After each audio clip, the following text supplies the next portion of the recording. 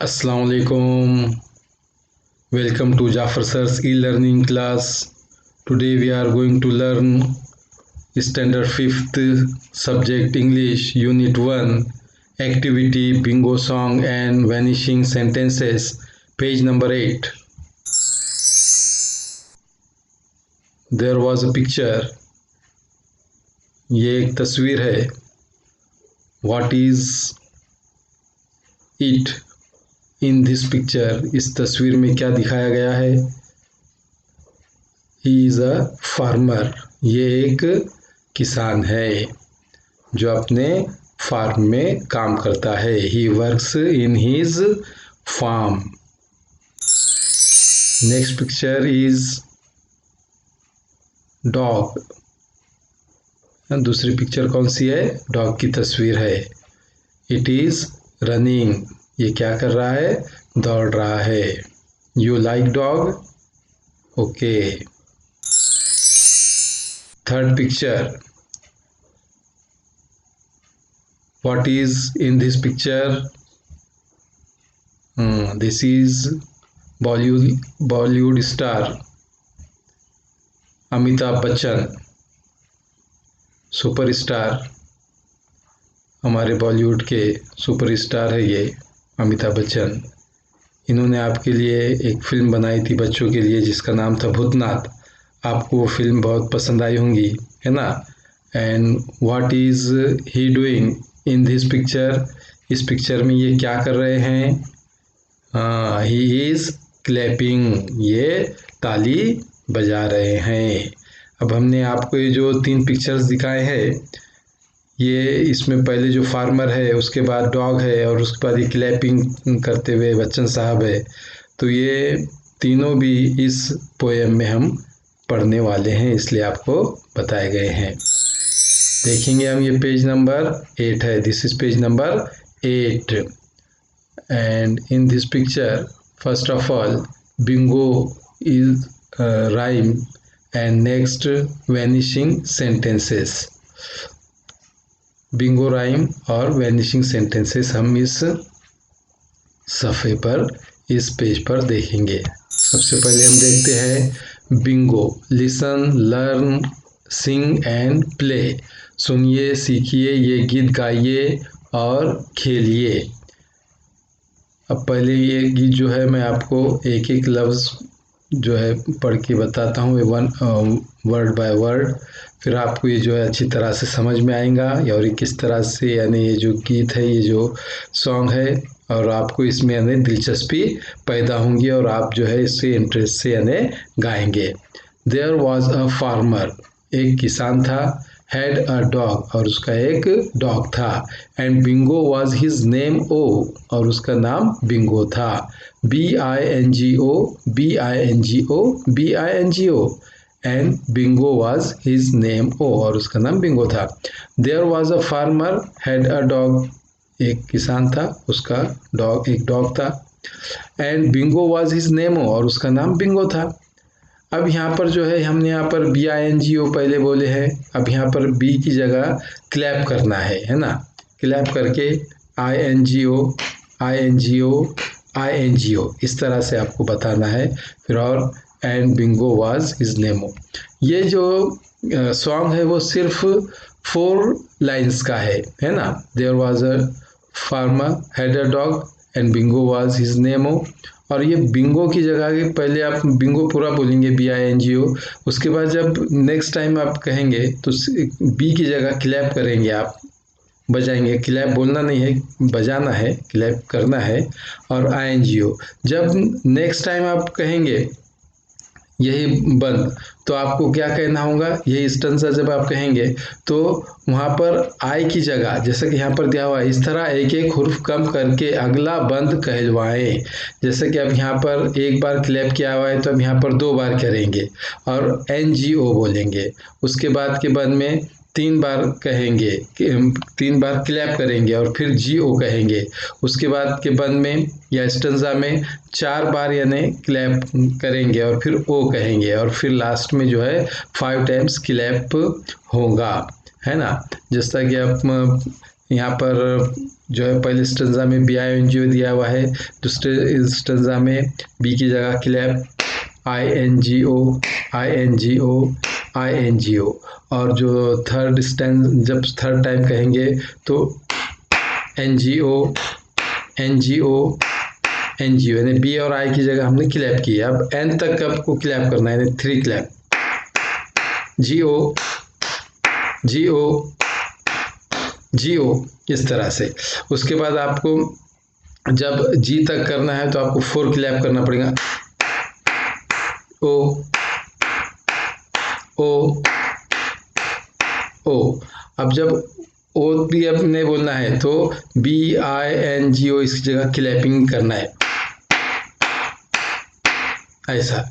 तो अब हम ये जो है गाकर देखेंगे तो आपको और ज़्यादा समझ में आएगा। आप इसकी यानी प्रैक्टिस करेंगे तो हम जो है इसके आगे का यानी देखते हैं। देखिए यहाँ पर बताया हुआ है BINGO पहला, फिर यहाँ पर INGO, और यहाँ पर NGO, यहाँ पर GO, यहाँ पर O, और यहाँ पर सिर्फ क्लैप रहेगा। हाँ, तो अब हम ये जो है सॉन्ग गाएंगे। सब आप रेडी रहिए। हाँ,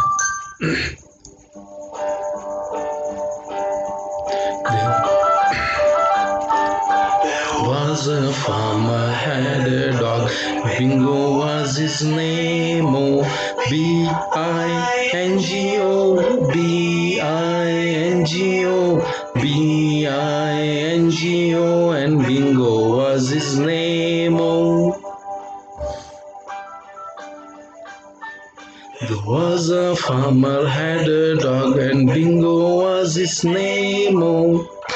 INGO INGO INGO, Bingo was his name, oh. There was a farmer had a dog, and Bingo was his name, oh.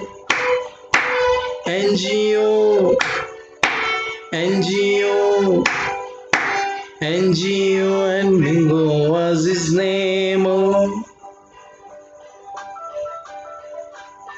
There was a farmer had a dog, and Bingo was his name, oh. Yo Geo Geo, Bingo was his name, oh. There was a farmer had a dog, and Bingo was his name, oh. Oh, oh, Bingo was his name, oh. There was a farmer had a dog, and Bingo was his name, oh.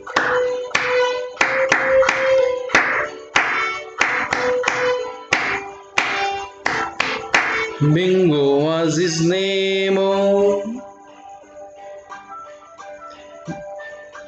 BINGO BINGO BINGO, and Bingo was his name, oh.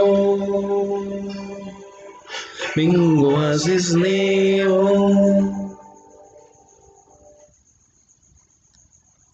इस तरह से हमने ये song देखे हैं। आप इसकी यानी प्रैक्टिस कीजिए, आपको इसमें मज़ा आएगा और भी। अब उसके बाद हम देखेंगे vanishing sentences. Vanishing sentences, vanishing का मतलब है गायब होना, गायब होने वाले जुमले। अब किस तरह से गायब होते हैं देखिए हम। Read the first sentence carefully, पहला जुमला बगौर पढ़िए। Then continue to read it aloud, saying the missing words till you can read the whole sentence from memory. फिर कम किया हुआ लफ्ज़ खुद से कहकर बुलंद आवाज़ से पढ़िए। इस तरह आखिर में याददाश्त के सहारे पूरा जुमला ज़बानी पढ़िए। अब उसके बाद एक एक हुरूफ जो है, एक एक लफ्ज़ जो है आखिरी का, वो हमें मिटाना है या छुपाना है, और उसकी जगह वो लफ्ज़ लेकिन कहना है। जैसा कि यहाँ पर जो दिया हुआ है sentence, the quick brown fox jumps over a lazy dog. तो अब लास्ट में डॉग है तो नेक्स्ट सेंटेंस में डॉग को जो है यहाँ पर छुपा दिया गया है, हिड किया गया यानी तो छुपा दिया गया है और उसकी जगह लेकिन डॉग बोलना है। यहाँ पर लेजी और डॉग दोनों भी यानी यहाँ पे अ लेजी डॉग, तो यहाँ अ लेजी डॉग बोलना ही है। यहाँ पर ओवर से, यहाँ पर जंप से, यहाँ पर फॉक्स से, यहाँ पर ब्राउन से, यहाँ पर क्विक से और यहाँ पर द से। तो यहाँ पर आखिरी में लास्ट में जो है पूरा हमको सेंटेंस बोलना है। यहाँ पर वो वैनिशिंग हो गए हुआ है, गायब हो गए हुआ है, लेकिन हमें इसको बोलने आना चाहिए। इससे हमारी क्या होंगी, इस लैंग्वेज को बोलने की प्रैक्टिस होंगी, है ना। तो हम इसको शुरू करते हैं। The quick brown fox jumps over a lazy dog. A quick brown fox jumps over a lazy dog. A quick brown fox jumps over a lazy dog. A quick brown fox jumps over a lazy dog. A quick brown fox jumps over a lazy dog. A quick brown fox jumps over a lazy dog. A quick brown fox jumps over a lazy dog. The quick brown fox jumps over a lazy dog. The quick brown fox jumps over a lazy dog. The quick brown fox jumps over a lazy dog. The quick brown fox jumps over a lazy dog। इस तरह से हम इसकी practice करना है। अब हम इसके लिए एक नमूने के तौर पे एक दूसरा हम सेंटेंस यहाँ पर देखेंगे। अब किस जो है दूसरा सेंटेंस देखने से पहले हम देखेंगे कि यहाँ पर दिया है, इस तरह किताब के दूसरे जुमले तख्ते सियाह पर लिखकर पढ़ने का ये खेल खिलाते रहे। हर मर्तबा आखिर का एक एक लफ्ज़ मिटाकर पढ़वाएं। इस जुमले में अंग्रेज़ी के तमाम 26 हुर्फ़ तहजी मौजूद है। हाँ, इसके ये जो जुमला है इसमें ख़ास बात यह है कि तमाम 26 हुर्फ़ तहजी जो अपने 26 अल्फ़ाबेट्स है इंग्लिश के, वो पूरे इसके अंदर यानी उसको यूज़ किया गया है। अब आपको जो है इसके अंदर की जो है दूसरे भी यानी सेंटेंस की यानी प्रैक्टिस करना है, हम देखेंगे। तो जो है सबसे पहले the queen was taking a walk in her garden.